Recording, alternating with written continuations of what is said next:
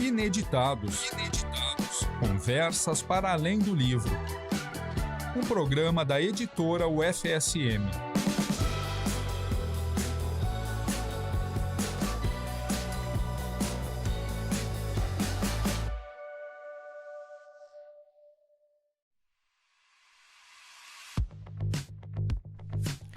Olá para você que nos acompanha aí do outro lado. Estamos na UniFM 107.9 com mais um Ineditados, Conversas para Além do Livro, aqui nas segundas-feiras, das 13 às 14 horas. Você conhece o Espaço Cultural da editora da UFSM? O nosso Espaço Cultural está disponibilizado para agendamento gratuito no portal de agendamentos. É um local com 20 lugares no formato de mini auditório para você fazer sua reunião, seu lançamento de livros, suas conversas, colóquios, exposições. Basta entrar com seu login e senha no portal do servidor e fazer o agendamento do Espaço Cultural da editora da UFSM. Nos acompanhe no Instagram, nas nossas redes, @editoraufsm, @ineditadospodcast, @livraria e grife UFSM. E eu sou Jéssica Dalcin, @gdalcin. Hoje nós vamos conversar sobre o processo democrático eleitoral aqui na nossa instituição. Nós vamos fazer uma escolha de reitor ou reitora no dia 25 de junho. Então temos aí mais aproximadamente aí 10 dias de campanha pela frente. E conversamos hoje com Douglas Oliveira Jardim, que é estudante de Relações Públicas, militante do movimento estudantil e do movimento Inflorescer aqui da UFSM, e Robson Severo, que é estudante do PG em Linguística, né, pós-graduação em Linguística, também militante dos mesmos movimentos, movimento estudantil e Inflorescer. Vamos conversar, então vamos começando com vamos na ordem alfabética aqui. Douglas, tudo bem? Seja bem-vindo. Tudo bem. Nós conversávamos antes, né, sobre essa importância do movimento democrático. Mas tu já está envolvido também, assim como o Robson vai conversar um pouquinho depois com a gente também, nos movimentos estudantil e Inflorescer. E são tu das relações públicas e o Robson em Linguística, que também trabalha todo esse vai e vem comunicacional, né? Como é que tu te entende na UFSM? Como é que tu te identificou com o curso de Relações Públicas? Como é que isso surgiu na tua vida? Então, né, eu acho que tudo isso surgiu um pouco bem da minha base militante, né? O movimento estudantil foi uma das coisas que mudou, assim, a minha vida, né? Falando bem na real, assim, né? Até 2 anos atrás, talvez o meu sonho sempre foi só entrar na universidade, mas só entrar por entrar, né? E quando eu conheci o movimento estudantil foi onde eu me encontrei, assim, né? Com o que eu queria pra minha vida e também pelo que eu defendia, né? Eu me identifico, assim, hoje na UFSM, nas relações públicas, numa área da comunicação, uma das que é mais importantes hoje, assim, no mundo que a gente vive, né? É o que faz girar todas as informações, né? Eu penso. E acho que me identifiquei, assim, com o curso justamente bem isso do que ele é, né? Essa relação com os públicos e com as pessoas, né? E acho que é tudo um pouco mais ligado com a minha militância, assim, né? E também me relacionei muito com isso, né? E quando tu era, enfim, ensino médio e tal, tu já estava envolvido em movimentos estudantis? Sim, eu comecei no movimento estudantil no 3º ano do ensino médio. É meu primeiro ano aqui na universidade, né? Tu já estava aqui, já era do... Eu cheguei aqui na universidade esse ano. Uhum. Eu sou, na verdade, de Porto Alegre, né? Uhum. E eu já estava no movimento estudantil desde o 3º ano do ensino médio. E aí foi quando eu descobri a área da comunicação, que é a área que hoje eu tô, né? E a área que eu me identifico e é o que eu quero continuar fazendo. E foi o movimento estudantil, assim mesmo, que me apresentou essa possibilidade de mudança mesmo de vida, né? De que a educação, principalmente, né? Transforma a nossa vida, né? E conta então um pouco do que é, porque o movimento estudantil e o Inflorescer são movimentos diferentes, mas com horizontes similares. O movimento estudantil, né? É mais macro, né? Quando a gente fala movimento estudantil, a gente pensa em algo mais macro. O movimento estudantil é toda essa organização mesmo, eu gosto muito de falar assim, a organização dos estudantes do Brasil inteiro em luta mesmo por uma educação de qualidade e tudo mais. E o movimento Enflorescer surgiu aqui na universidade, né? Nessa última campanha para o DCE que aconteceu, essa última eleição para o DCE de 2025. E a gente construiu o movimento Enflorescer com vários estudantes da universidade, com estudantes também de outros campi, e que ajudaram a gente, principalmente porque a gente fala muito no movimento estudantil sobre ser uma luta coletiva, né? E o movimento Enflorescer não é tão diferente disso. O movimento Enflorescer é um movimento construído por várias pessoas, com vários estudantes, e que defende essa luta pela universidade pública, popular, diversa e plural, né? E vamos falar então um pouquinho, Robson. Conta também dos teus incentivos para estar na instituição. Tu já está na pós-graduação, quer dizer, já é um outro olhar. E a parte da linguística, como é que entra também na tua vida? Enfim, conta um pouco das tuas origens. Então, boa tarde. Acho que dá para escutar bem, né? Qualquer coisa eu aproximo mais aqui. Mas falar um pouco sobre a minha relação, porque não tem muito, né? A gente tenta separar, enfim, no nosso dia a dia, mas as coisas elas vão acontecendo, né? Então, no ensino médio, a minha escola especificamente, assim, não é algo que acontece em Viamão, que é da onde eu venho, mas a minha escola, a Escola Célia Flores, uma escola estadual, ela incentivava muito que a gente pesquisasse sobre as universidades, pesquisasse sobre os cursos que a gente queria fazer, enfim, todas essas questões. E era uma das disciplinas, assim, em seminário o nome. E era muito interessante porque instigava, né? Não necessariamente todo mundo entrou dentro de uma universidade, a gente sabe como é a realidade brasileira, principalmente para quem vem de escola pública, das periferias, enfim, mas incentivava. E desde aquela época, então, eu gosto de dizer que foi me apresentado, né, essa coisa de universidade, porque até então o que a gente tem, né, na realidade assim da periferia é mesmo isso de você termina o ensino médio, quando termina, e vai trabalhar, vai botar dinheiro para dentro de casa. Então, às vezes, ou então faz uma universidade privada, né, que a gente... O que é um contrassenso, né? Porque a pessoa que mais teria necessidade é aquela que acaba tendo que fazer uma seleção, vamos chamar assim, menos concorrida, para fazer daí depois o pagamento mensal, enfim, crédito educativo e depois se virar quando se forma, quer dizer, às vezes vira uma bola de neve, né? Mas, enfim, um parênteses aqui. Sim, então, exato. E aí foi apresentado para mim essa coisa da universidade pública, da universidade federal, estadual também, mas de um jeito amplo, né? Que isso existia, que tinha o Enem e que a gente precisava fazer o Enem. Então, era isso.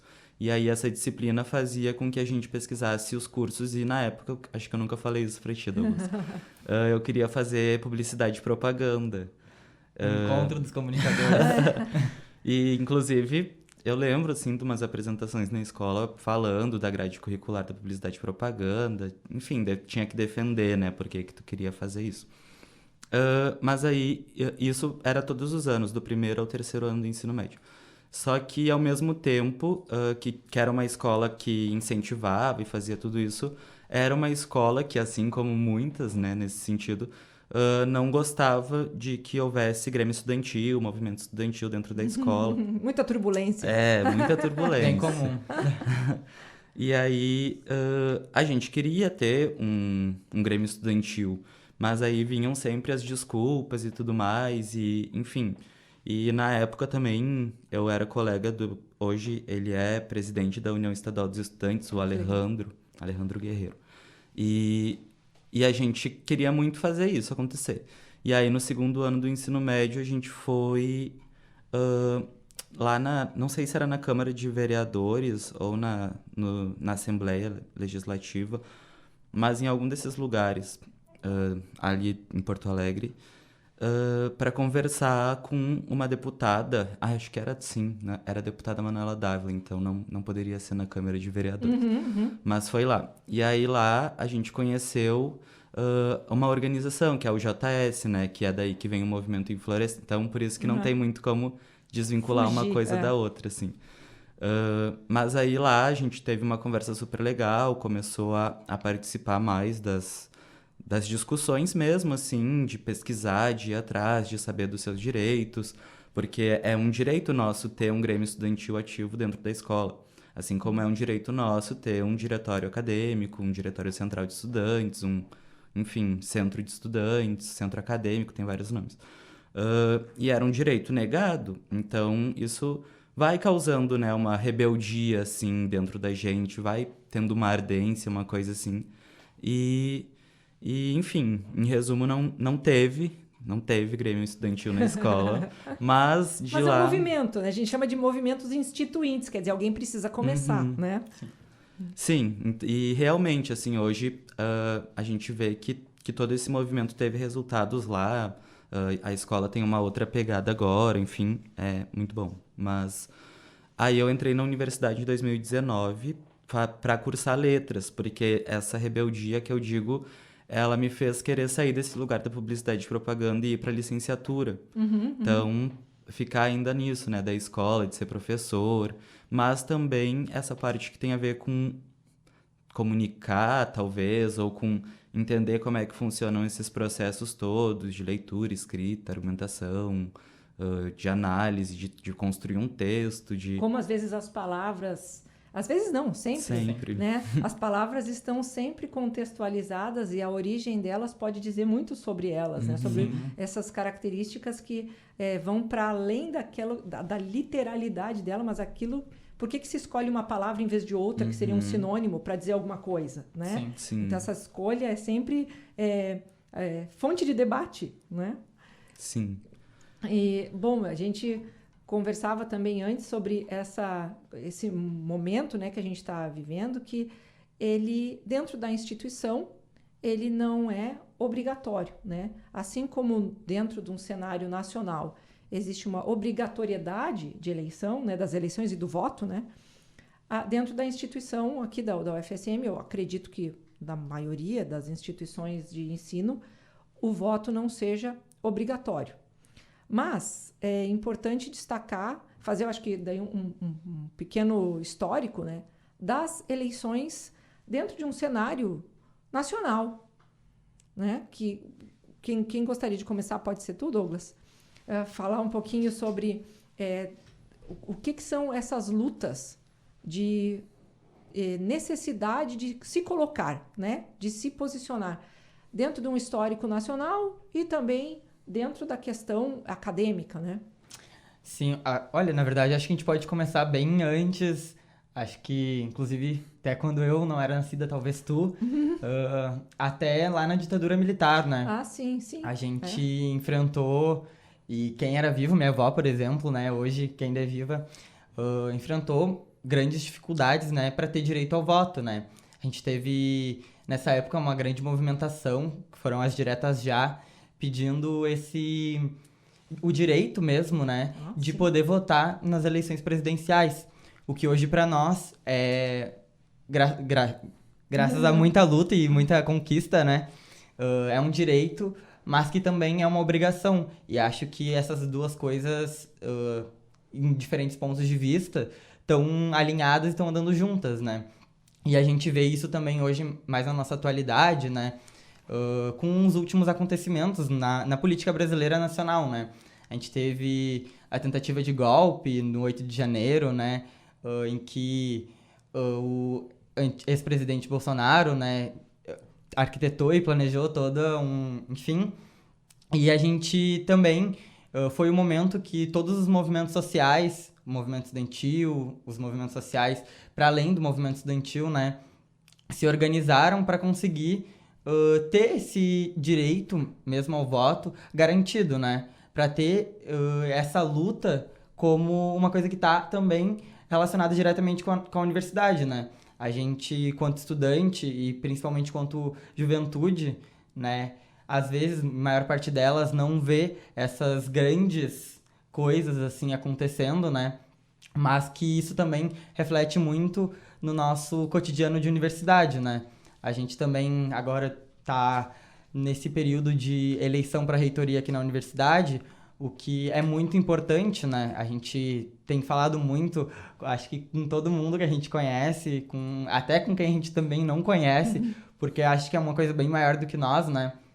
E trazer essa importância do voto e fazendo essa conexão mesmo, né? De toda essa luta que a gente teve, desde as diretas já para presidente até a gente poder votar na reitoria da universidade, o que é muito importante para nós, o que representa uma luta bem maior do que todos os estudantes, né? O que representa a nossa permanência mesmo dentro da universidade, né? Principalmente para nós, estudantes que somos vistos, às vezes, muitas das vezes, né? De uma forma mais diminuída e, na verdade, nós também somos os estudantes que fazem a universidade ser quem ela é, né? A gente, na verdade, tem em todas as instituições estudantis, mas a universidade, qualquer universidade, não é diferente.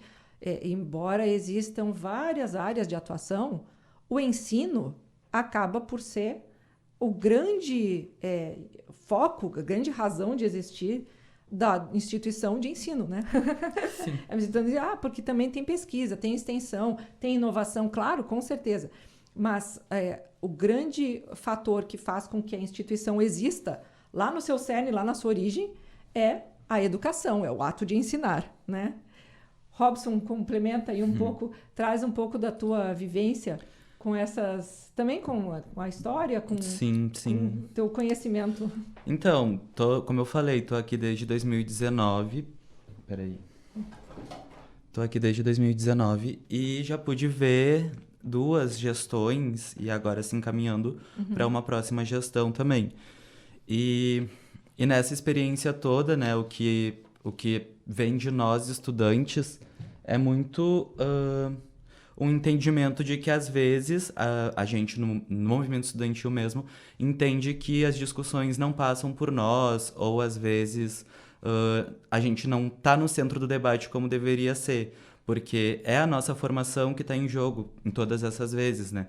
Não à toa que a gente, acho que eu posso falar em nome da UNE, né, União Nacional dos Estudantes, desde ali das diretas já, a luta contra a ditadura, pela assistência estudantil, depois ali a revolta pela vacina na pandemia. Então, os estudantes precisam sempre estar reforçando isso, de se colocar no centro do debate, e que essa instituição ela é principalmente para nossa formação, seja enquanto professores, pesquisadores, profissionais, enfim. E, novamente, a gente entende que esse é um movimento que a gente precisa fazer, não só em período de votação ou de reitoria, mas como é próprio da gente, de, às vezes, nos intrometermos onde a gente não foi chamado para estar, né? Porque é um pouco isso, assim... Por exemplo, a gente viu aí, desde do governo do Temer, depois do Bolsonaro, uma precarização muito grande, principalmente no ensino superior, mas não só, né? No Brasil como um todo. Uma privatização, enfim, que viesse um modelo mais arcaico, né? Que não é o que a gente quer. A gente entende isso como algo que vai, muito pelo contrário, de construir uma universidade de qualidade, mas destruir ela, né? Porque... Enfim, as instituições públicas, como eu falei, dali, né, da onde eu falo da minha escola, elas geralmente são reservadas a pessoas com condições financeiras maiores. Então, por exemplo, a lei de cotas também foi uma conquista estudantil. Então, todos esses avanços em relação à instituição pública são conquistas estudantis e que as universidades, hora ou outra, precisam se adaptar e aceitar, como, por exemplo, aconteceu no ano passado com a pós-graduação. Eu sou da primeira turma, que eu posso dizer assim, de cotistas da pós-graduação em letras, porque teve essa normativa de que começou a ser obrigatório, em 2024, as cotas na pós-graduação, assim como na graduação era antes. Então, esses espaços, eles não são dados de graça, de mão beijada, muito pelo contrário, né? Sempre tem muito atrito, às vezes chega em níveis absurdos de ter que brigar com a polícia, enfim. E até mesmo pensados para nós, né? Sim, então é isso, a gente sempre esteve nesse lugar de pensar as nossas políticas e a gente entende que nesse processo da reitoria precisamos também estar envolvidos, né? Agora também tem uma novidade interessante aí que as classes, né, dentro da universidade, não em classes sociais, mas no sentido de categorias mesmo, de professores, tais e estudantes, né? Terem agora a paridade do voto e isso também ser aprovado pelo conselho e tudo mais, isso é um reflexo também das nossas conquistas. Eu acho que é importante destacar aí, quando fala na UNE, né, a União Nacional dos Estudantes, ela não é uma instituição jovenzinha, né? Ela é feita de jovens, mas ela é uma instituição de mais de 70 anos, né? Então, de uma tradição imensa, porque justamente quando, lá em 1901, que foi quando aconteceu a chamada Federação dos Estudantes Brasileiros, que depois meio que deu origem ao que viria a se tornar a UNE, que passa a existir em 1937, sempre vai trazer uma postura progressista para a sua época, né? Então, porque não é possível fazer alguma grande mudança, né? Como nós falávamos ali dos movimentos instituintes, né?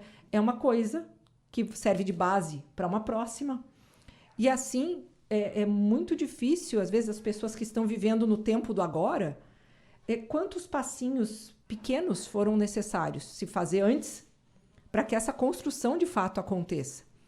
Então, talvez, né, a gente sabe que, já eu brinco aqui, as ondas do rádio chegam em locais nunca imaginados.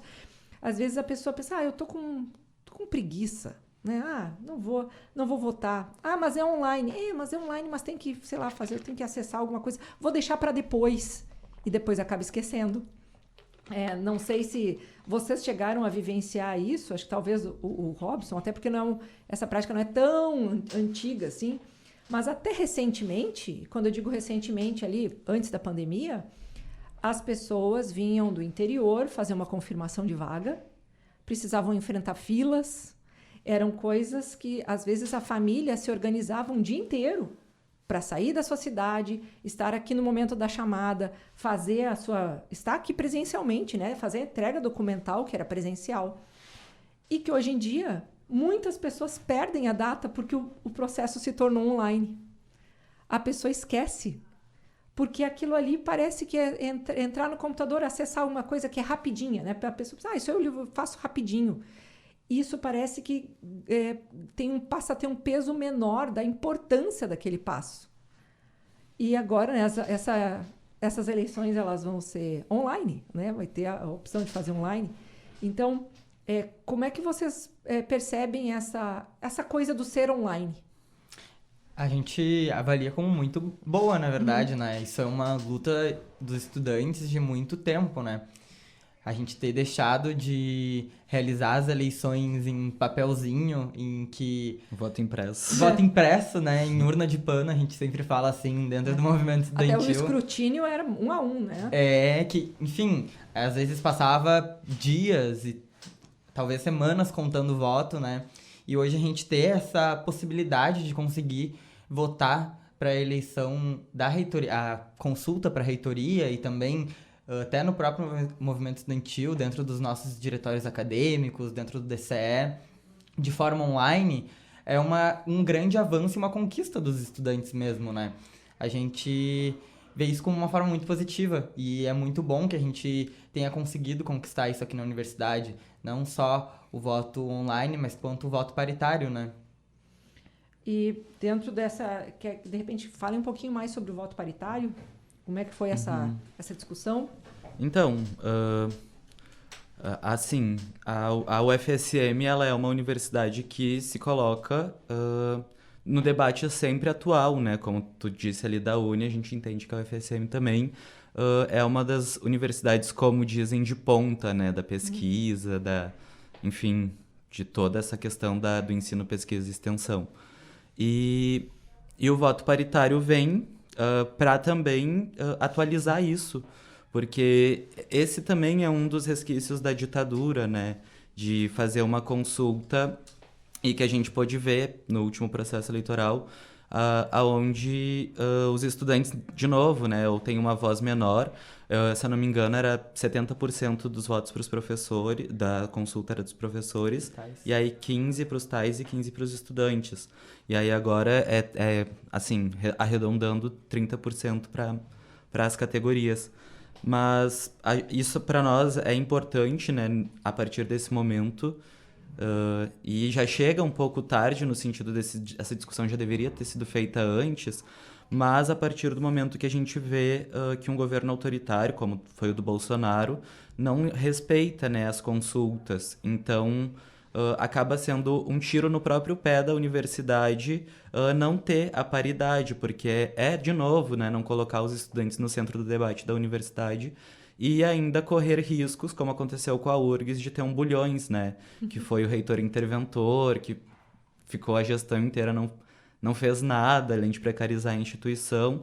E a gente acompanha porque, enfim, né, os nossos companheiros de militâncias ali do lado de Porto Alegre passaram o período da pandemia e um período depois ainda tentando reverter essa situação, esse estrago todo feito, né?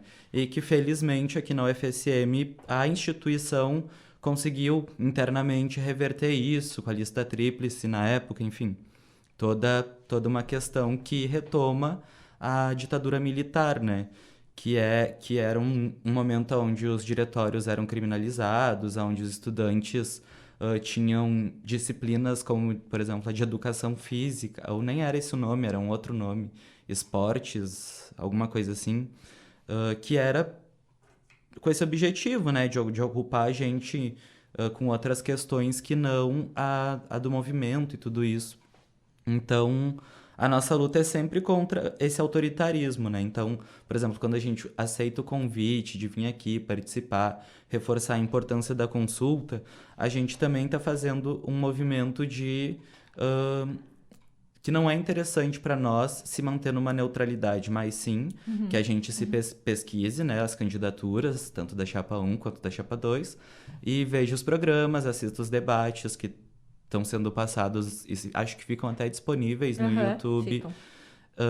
E realmente participar disso, né? Para que depois a gente consiga cobrar. Porque a gente também não entra numa ilusão, né? De, por exemplo, se a Chapa 1 ou a Chapa 2 ganhar, os estudantes estão salvos. Muito pelo contrário, a gente não depende de salvadores, a gente constrói as nossas próprias políticas e quer apresentar isso para que sejam institucionalizadas. Então, a gente até agora, nesse período de campanha, está falando isso num sentido de mobilizar mesmo, né? Que uma universidade não é um colegião, né? Que a gente não precisa de uma direção de escola. E já com todas as críticas à direção de escola. Mas a gente precisa de alguém que faça essa gestão pública dos recursos, de destinar para os espaços. Com diálogo. Com os estudantes, né? Principalmente. Sim, então a gente precisa estar dentro desse espaço para conseguir transformar eles de dentro também. E, enfim, né? A gente sabe que não é uma luta fácil, que não é algo... Porque também não é da nossa tradição. A gente tem como tradição no movimento estudantil que é um debate muito no sentido de qualquer uma das reitorias que for vai nos esculachar. Então, a gente vem um pouco desse lugar. E, enfim, né, isso também, como eu falei, resquícios da ditadura militar. Eu acho que tem uma questão importante que, quando a gente pensa em educação, sistema educacional brasileiro, nós somos preparados para fazer uma seleção que é um Enem, um vestibular, alguma coisa assim, onde existem questões com resposta certa, e a resposta certa é aquela ali, e as outras são erradas, né? Então, a gente vai muito criado e educado para buscar sempre uma resposta certa. Essa é a resposta certa. Isso é o que vai fazer dar certo. E quando a gente cai na complexidade do mundo, a gente vê que tem um monte de caminho que vai, talvez por caminhos mega tortuosos, a gente pode chegar em resultados positivos. Não existe um caminho só. Então, são coisas que a gente entra na faculdade, e eu falo isso porque já dei aula em primeiro semestre de faculdade, a gente colocava uma questão, alguma coisa, e queria que os estudantes dessem ideias. E aí, dentro desse cenário, como é que vocês agiriam? E as pessoas, né, os alunos respondiam uma coisa com aquela cara, dizer, tá certo? Será que o que eu respondi tá certo? Esperando quase um parabéns do professor, dizendo, parabéns, fulano, você acertou, e né, aquele feedback. E dentro de um movimento, enfim, estudantil, mas desse movimento de se posicionar, a pessoa fica querendo acertar. Ah, eu acertei. Ah, esse aqui, nossa, super certo. Esse é o certo. E, na verdade, não tem vamos colocar assim, essa postura de estar certo, ela vai acontecer no dia a dia, frente a cada mínima questão que a gestão precisar se deparar no dia a dia. Tem muita coisa que ela vai fazer certo, tem muita coisa que ela vai fazer errado, qualquer gestão que seja. Mas o grande enfim, horizonte necessário é que esteja sempre pensando no público, em trazer essas informações, englobar essas pessoas, trazer para a participação, né? Então, eu fico imaginando assim, bom, eu já sou de uma outra época, né? Nós tínhamos Grêmio Estudantil na escola, mas era uma coisa que era muito pequena. E nós víamos que nós tínhamos uma participação até por ali.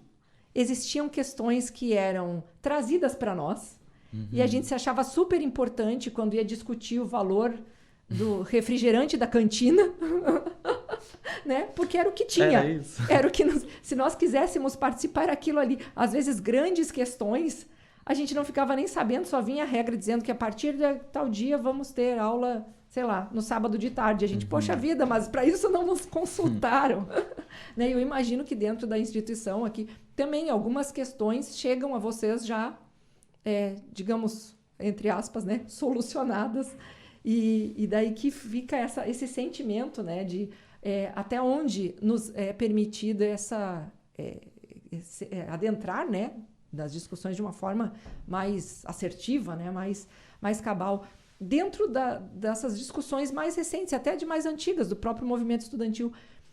Vamos começar com o Douglas. O que te marca nessa história de questões que foram trazidas pelo movimento estudantil e que hoje tu observa que elas são realidade, talvez não implementadas assim, 100%, ou da forma integral como ela foi trazida no início, mas é isso, com diálogo, com adaptações, de repente não foi conseguido fazer essa 100% nesse momento, mas existe uma perspectiva ainda de outra, né, de melhorias e tal. O que tu te recorda?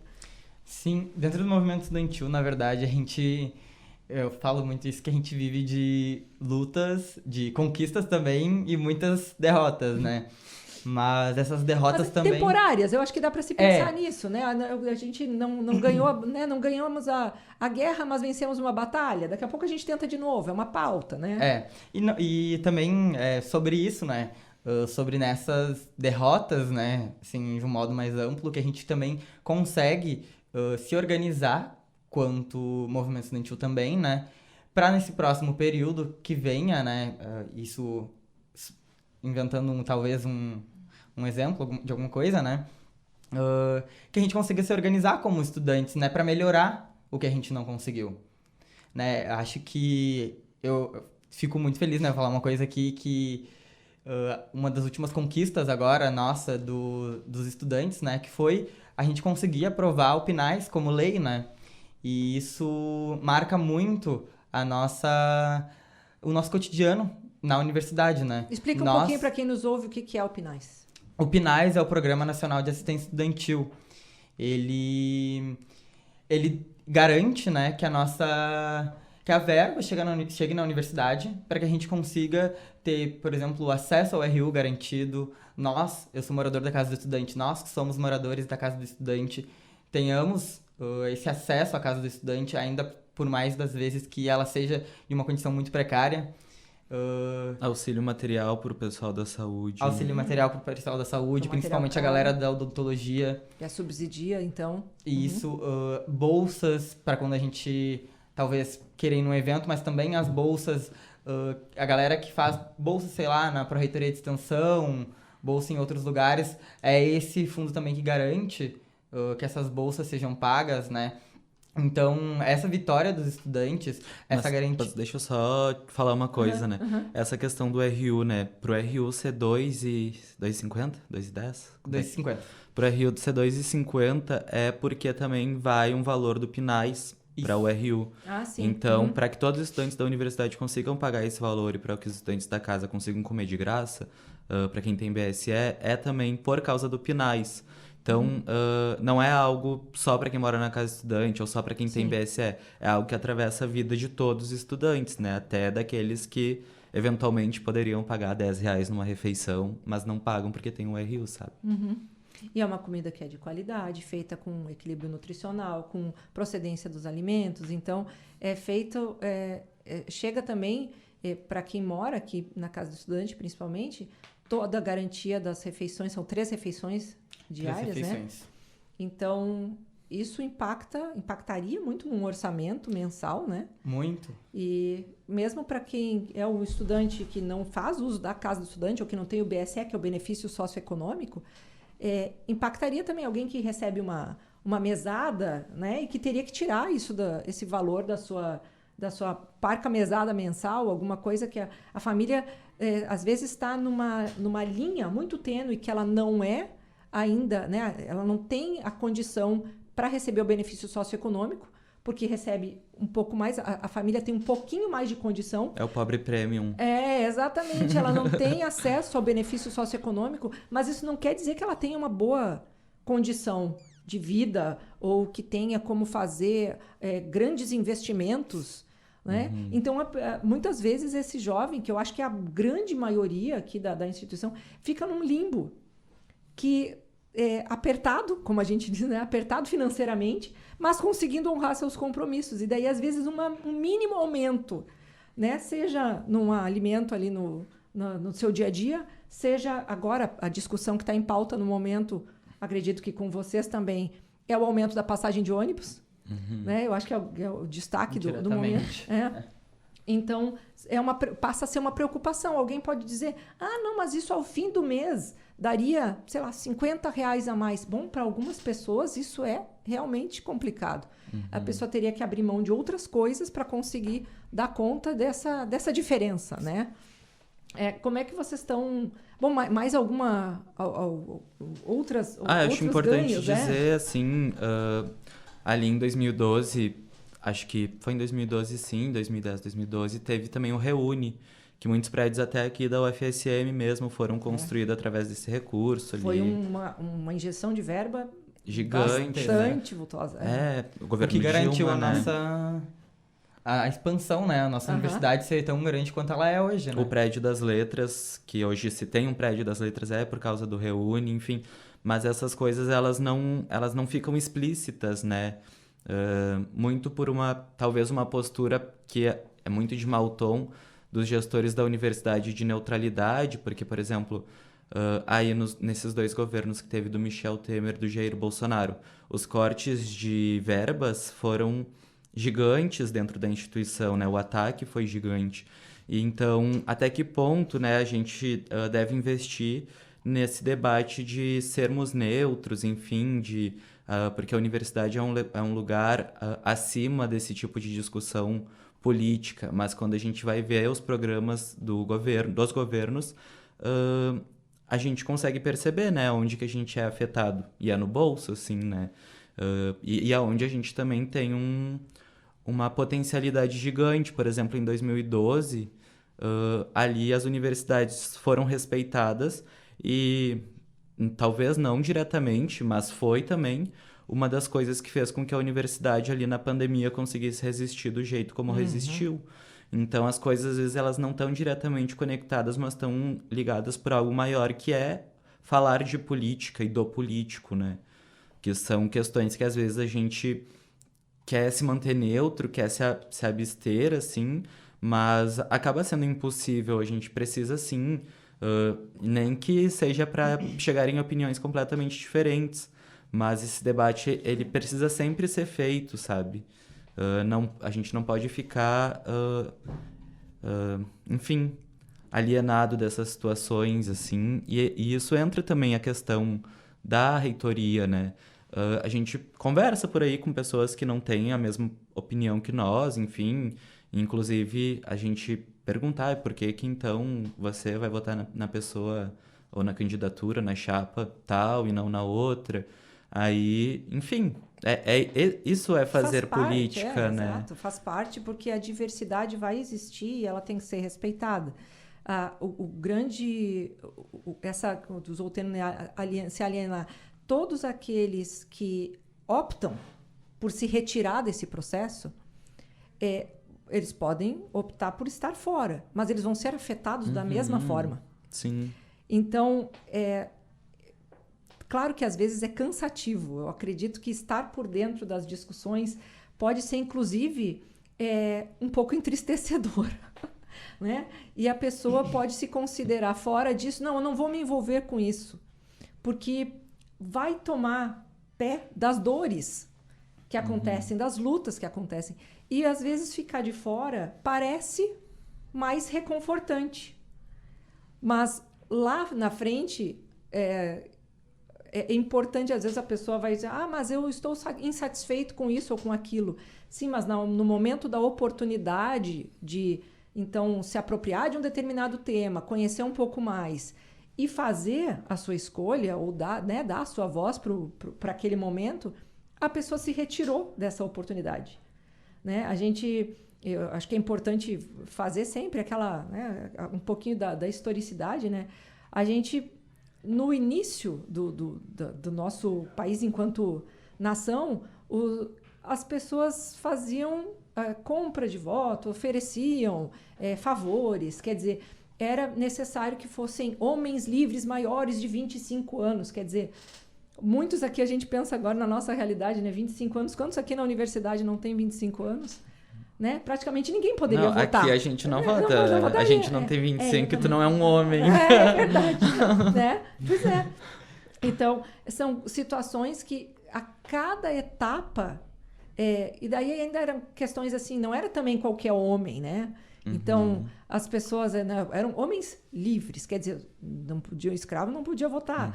Aí tu ia lá ver, não, mas fulano não é casado, fulano não tem boa procedência, quer dizer, tinha letras miúdas de tudo que era forma para que os votantes ficassem num volume super restrito, né?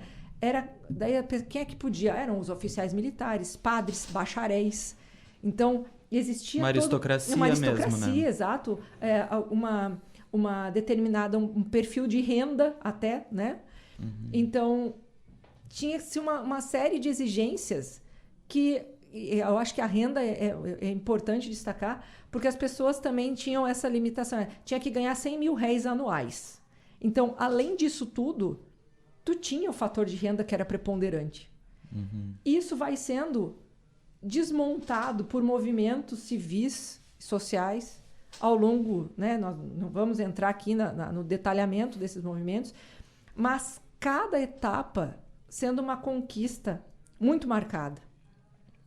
Então, quando a gente chega hoje num processo de escolha que acontece dentro de uma instituição de ensino e que traz todas, já tem conquistas, né, consolidadas, como vocês estão trazendo, colocando estudantes numa paridade, com a questão etária.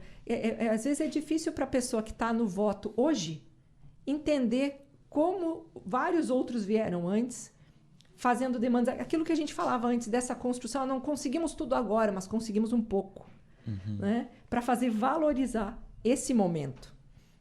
Então, a gente está indo aqui temos 15 minutinhos ainda, mas eu acho que já para fazer Que rápido.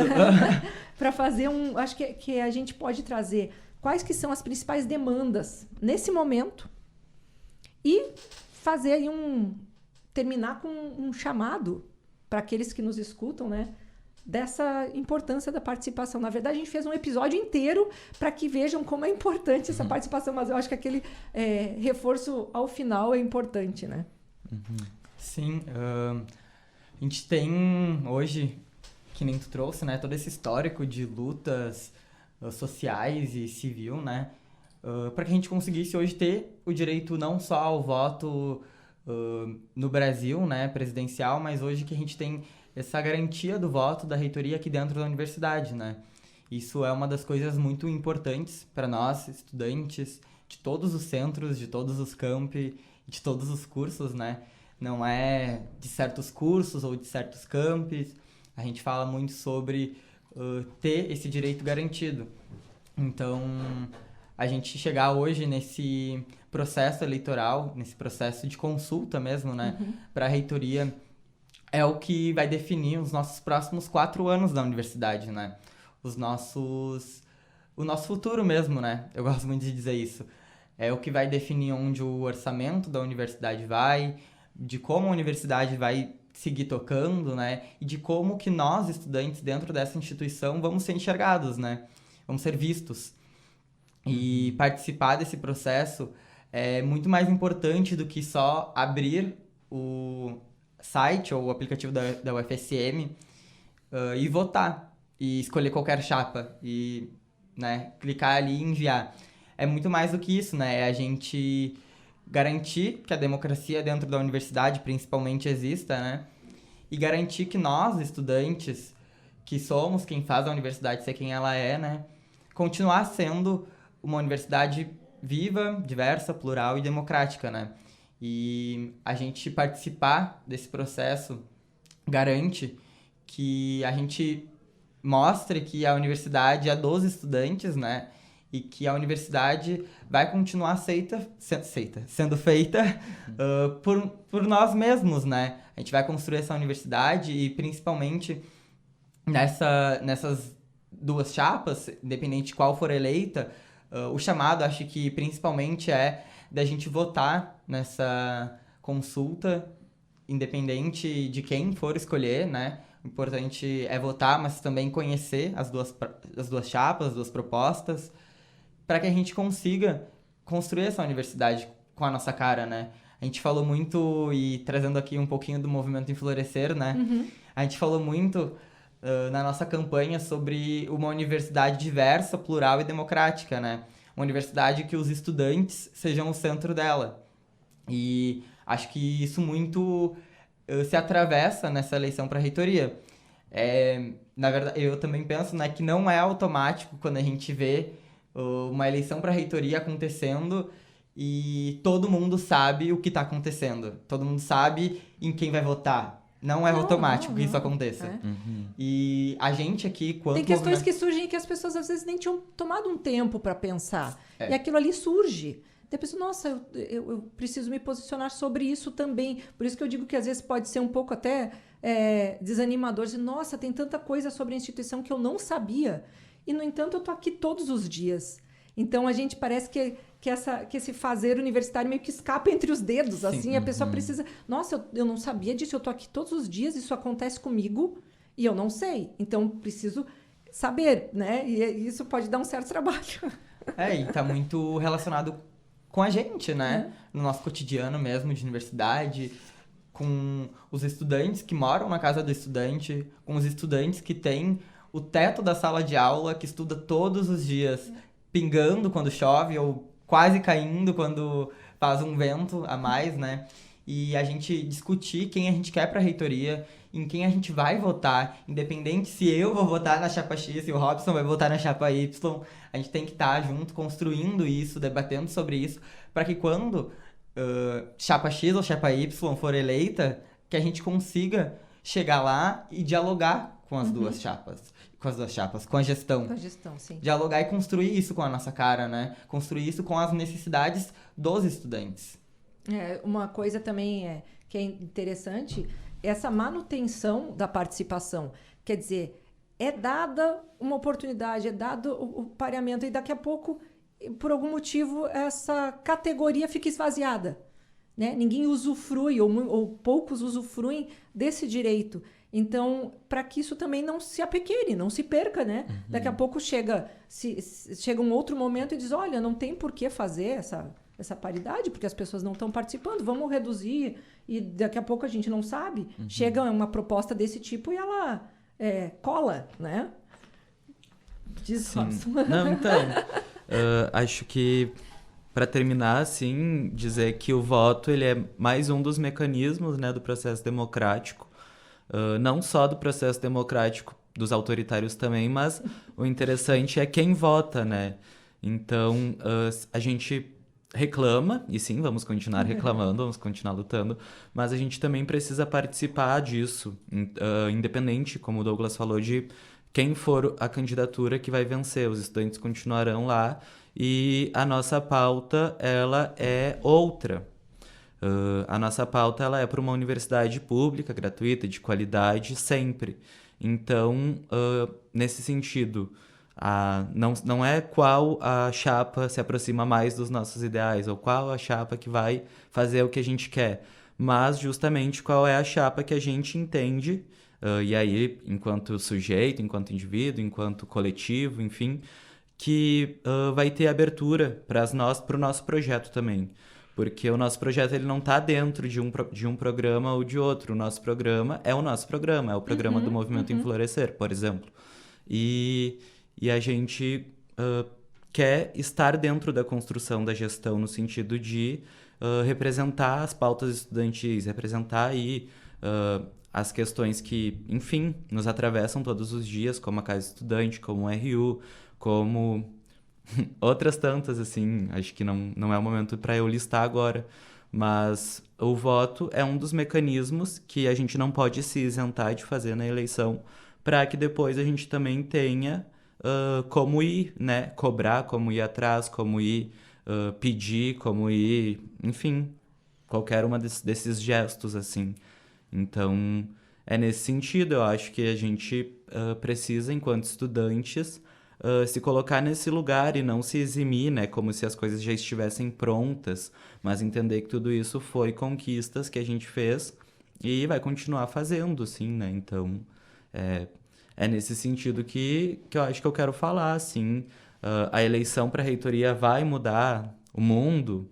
Não é por Talvez aí, mude o né? mundo de quem está aqui, né? Mas é um bom começo. É um começo, é um lugar onde a gente pode disputar, enfim, né, as nossas ideias, porque sempre é uma disputa de ideias também, né? E eu penso assim, são 4 anos, né? Então, existem grupos, né? Não exatamente o caso específico de vocês dois aqui, mas existem pessoas que vão estar ingressando na instituição no início do ano que vem e vão passar seus 4 anos de uma graduação exatamente nesses 4 anos de uma nova gestão. Então, tem sim esses pequenos ajustes que vão sendo feitos e que vão impactar diretamente no ciclo educativo de quem estiver passando, né, coincidentemente no período da nova gestão. Claro que vão ter conquistas e coisas feitas antes, e depois essa pessoa vai embora e vai entrar em um outro momento, mas eu entendo que dentro dessa característica de alguém que está entrando na instituição, quer dizer, assim como aconteceu contigo, Robson, de um dia vislumbrar essa possibilidade, que até então, às vezes, né, não tinha pensado e daqui a pouco essa janela se abre, a pessoa entra na instituição, aquilo ali serve como um divisor de águas na vida dela, né? É um outro espaço, com outras pessoas, com oportunidade de crescimento. Então, sim, né? Vocês vão estar aqui para fazer a transição para essa pessoa também, né?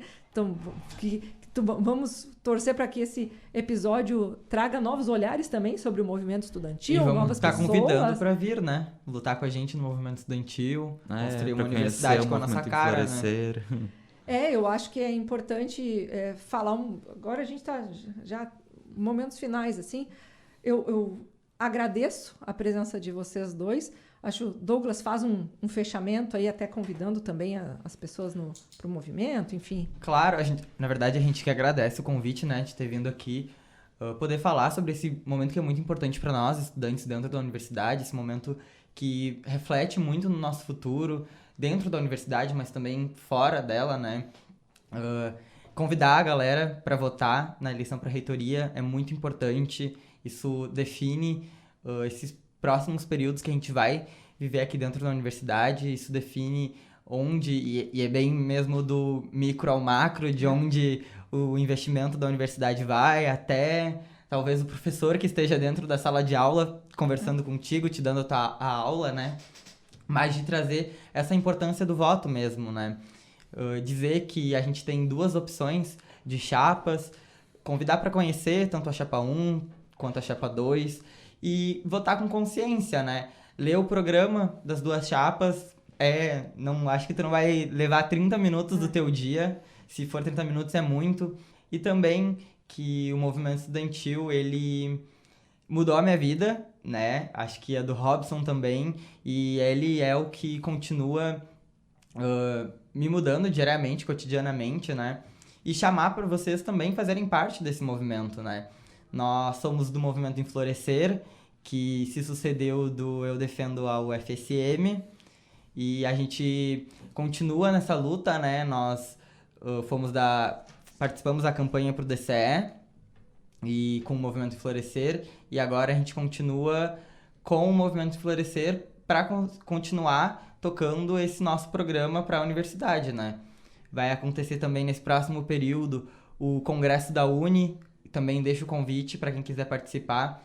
O nosso Instagram é move.enflorescer, e aí quem tiver interesse de saber um pouco mais sobre a Uni e conhecer um pouco também sobre o Congresso, pode chamar a gente. Tiver alguma pauta também sobre alguma coisa que esteja acontecendo na universidade também, pode chamar a gente vai conversar e também encontrar formas e caminhos de que a gente possa mudar essa lógica, né, de uma universidade que muitas das vezes nos exclui, mas que a gente também está aqui para mostrar que a universidade somos nós. Existem espaços de acolhimento, né?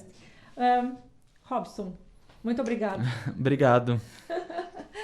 Gente, muito obrigada pela sua audiência. Conte conosco aí, o nosso Instagram, @ineditadospodcast. Mande sua dúvida, mande seu questionamento. Um grande abraço e até semana que vem. Ineditados. Conversas para além do livro. Um programa da editora UFSM.